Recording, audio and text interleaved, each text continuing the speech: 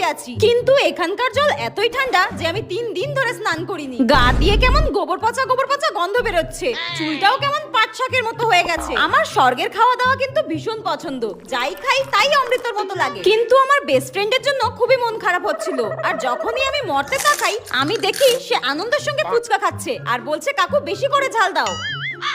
কি নির্লজ্জ মেরে বাবা, আমি মরেছি মাত্র 3 দিন হলো আর এর মধ্যেই আমার বেস্ট ফ্রেন্ড ফুচকা খেলছে। তুই দেখবি মরার পর শাকচুন্নি হয়ে নরকেই পচে মরবি। যাই হোক, সেদিন হঠাৎ স্বর্গে আমার সুমির সঙ্গে দেখা, আর আমি ওকে জিজ্ঞাসা করলাম কি রে, আমি তো স্বর্গে এসেছি, তুই নরকে যাচ্ছিস কেন? উত্তরে সে আমাকে বলল, আরে বেঁচে থাকাকালীন আমি 10টা ছেলের সঙ্গে প্রেম করতাম আর একটাকেও আমি বিয়ে করিনি, তো আমি নরকে যাব না তো কি স্বর্গে যাব? ও আচ্ছা আচ্ছা, ঠিক আছে, তুই নরকেই যা, নরকেই যা। ঠিক হয়েছে, এত ছেলের জীবন নষ্ট করেছিস, এবার গরম তেলে ফুটবি যা। আর আমি তো সেজে গুজে স্বর্গের অপ্সরাদের সঙ্গে নৃত্য করব, আমার যে কি মজা হচ্ছে। বাই।